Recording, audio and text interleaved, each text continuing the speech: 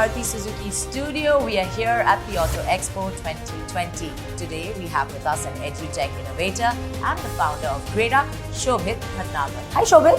Hi Archana, thank you for having me here. I'm really excited to be at the Auto Expo. We are so excited to have you here. Have you had a chance to go around the Maruti Suzuki Pavilion? Yeah, I just spent a few minutes walking around. I looked at the Future of concept car. That's really proud to know that it's all designed in India. And then I walked and looked at this new Swift model as well. Interestingly, that happens to be my first personal car. So I have a lot of memories associated with it. Take us through those memories. Tell us about some of the fun times that you've had in the Maruti Suzuki. So it was back when I got my first job. This was the time when there was a lot of freedom in my life. I had the first paycheck coming in. I had my own new car. I think Swift was one of the first cars. The Maruti Suzuki Swift was one of the first cars that redefined the car ownership and driving experience. Before that, cars were meant to be sort of just traveling from point A to point B. But this was a car which was more performance oriented, which was more like a lot more peppier, fun to drive. And I had a great time with that car, yeah. You know, you mentioned your first job. Then you had many other corporate jobs, but then you decided to become an entrepreneur. So tell us about that journey. Always at the back of my mind, I had this feeling that I wanted to start up something, wanted to do something of my own.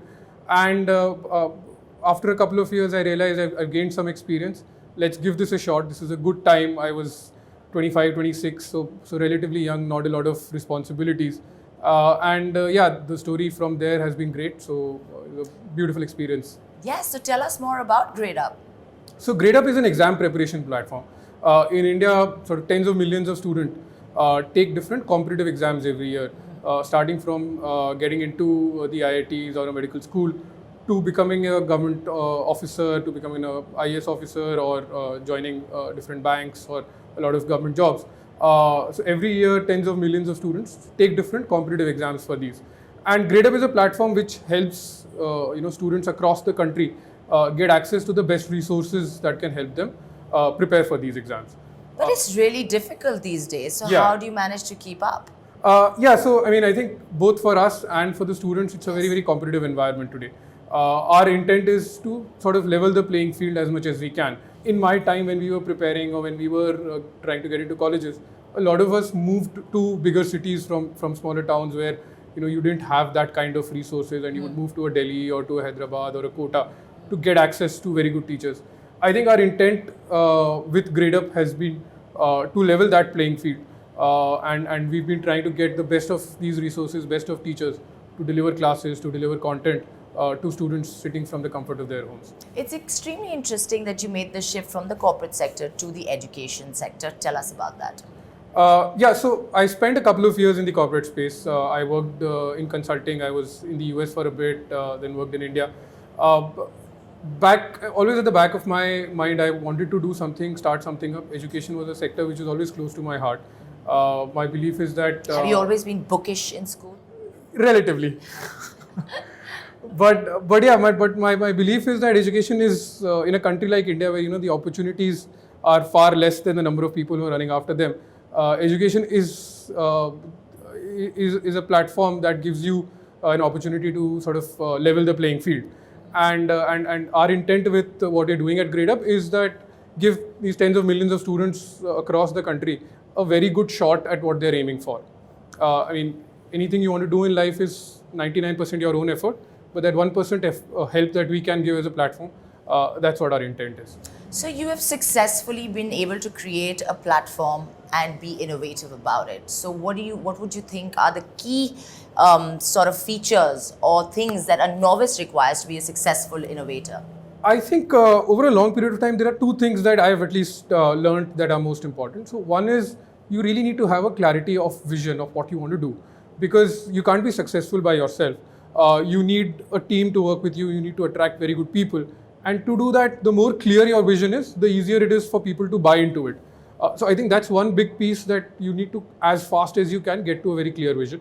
The other big piece is determination. As it's famously been said, success is 1% innovation and 99% perspiration. So it's that effort that you need to put in, and you need to be in it for the long run. And what do you think about driving education? Great. I think that's another. So driving is very close to my heart. I'm a really big auto enthusiast, and I feel really bad when I see a lot of people misdriving on the roads in our country. I think as we mature as a country, as we mature as an economy, as we drive, more cars, we really need to get to a point where we are safer drivers, we are better drivers. And I've heard a lot about initiatives that Maruti Suzuki is running. And I hope to see changes coming in the way we drive cars. Now, as an entrepreneur, I'm sure you must have faced a lot of hurdles along the way. Yeah. It's very different from actually working for somebody else. So take us through that entire process. All the challenges we've been able to do well or be able to jump out of them is because we always had a very strong core team. There were 3 of us who started the business, and we're still in it together. And challenges are part of any journey, be it starting up, be it a corporate life, be it becoming a sports person, or in the film industry or any other industry that you would want to succeed in. But it's about how you face them, how you jump on them. Yeah. And what's in the pipeline for GreatUp? Today we are very focused on exam preparation. So most of our students are usually people who've graduated and are looking at different jobs to get into. Becoming an IAS officer, becoming a bank officer, a police officer, so a lot of those jobs. Going forward, we are now very focused also on grade 10, 11, 12 students who want to get into good colleges. And that for us is a very big next step. And we'll spend the next couple of years building that audience, building products for them. And Shobhit, one of the biggest challenges that we face today is definitely global warming. What are your thoughts on that? It's been proven beyond doubt that global warming is a major phenomena. I think every scientist has talked about it, and all of us, including all governments, all big industries, as individuals, we need to accept this and start doing our own small bits. And it needs to be addressed at all of these 3 levels because I, as an individual, can make some difference. But I don't think that unless businesses and governments are aligned on what they want and what their goals are, this is a problem that cannot be solved without that. But according to you, what steps can we actually take to move towards environmental conservation? I think for us as individuals, one big piece is that we have a smaller carbon footprint, be it taking less flights, conserving energy. So everything that we do in our lives, if we could just consciously be a little more responsible and think about the impact that we are having, I think that will start making a change. For companies like Maruti Suzuki, I think initiatives that move towards lower emission cars would be a very, very important step. And then at the last, we need to have all the governments in the world aligned on this, right? So if you don't have a country like America, China, India, the large sort of emitters aligned on this, it is going to be very difficult to move the needle on. It's interesting that you mentioned that because what do you think about green mobility? And I hope you do know that Maruti Suzuki has actually incorporated eco-friendly technologies in their cars. So what are your views on that? I believe green mobility is the way forward. Consciously, we need to move to a point where the emissions that we are doing through cars, through other means, keep going down. I got to know that Maruti has discontinued diesel vehicles. They moved to the Bharat Stage 6 much earlier than the government deadlines. And then they've got this Mission Green Million, which is about selling lower emission cars over the next few years. So I think these are great initiatives, and I look forward to the impact that they create.